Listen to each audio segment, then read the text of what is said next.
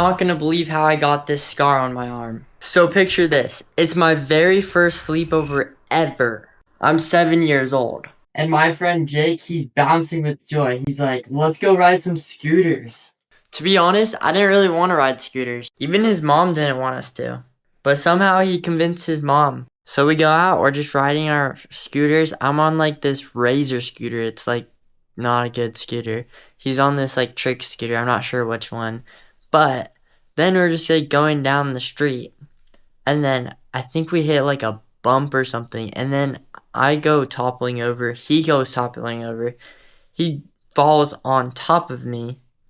And then I try to get up. It hurt so bad. I started crying. And I looked at my arm. It looked fine at the time. I didn't look hard enough. Jake dropped his scooter and started running towards the house because he knew something was wrong. I didn't really know what was happening, but I started walking over back to the house. So then after I walked back to the house, his parents sat me down. And after they sat me down, I could tell something was wrong just from the way they were looking at me. So his parents called my parents and they were like, what's happening? And like, I think he broke his arm. And then they're like, all right, we're eating right now. Can you drop him off at Hoff's Hut? It's a restaurant by where we used to live.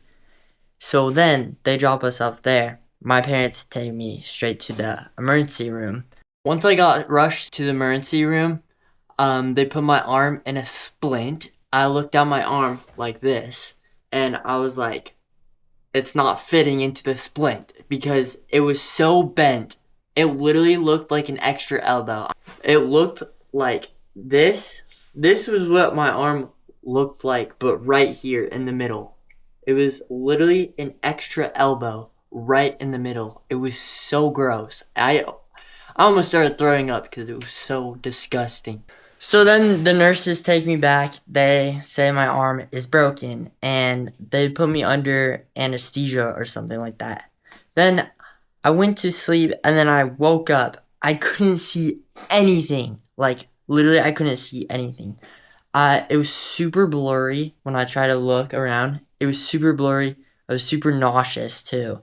And I can just hear voices like my grandma or my dad or my mom were saying something. But like I was able to hear them and understand them. But guys, I was so out of it.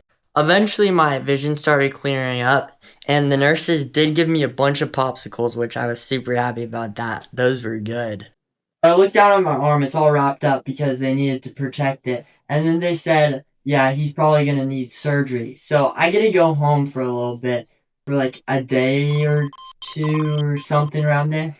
So then I come back. They do the surgery. I have no clue what surgery is. Let me remind you, I'm only 7 years old at this time. I don't know what surgery is. And after they get the surgery, I look down at my arm. I have a full cast on. A full entire cast on, so I don't know what they did. I'm like, alright, sweet, my arm's all better. Now I just need to heal. So then, I go home, start healing up. Days go by. Couple weeks go by. Then, I need to get a new cast. After I got this cast off, the nurse had to saw the cast off. And once she took the cast off, I started crying. I could not believe what I was seeing. Literally, my whole arm, there was stitches all over my arm. And glue or whatever they put on it. And it was like bright, like red and purple. And I'm like, Mom, what the heck did they do to me? Mom's like, you got surgery, remember? I didn't know they were going to cut me open. She was like, yeah, that's what surgery is.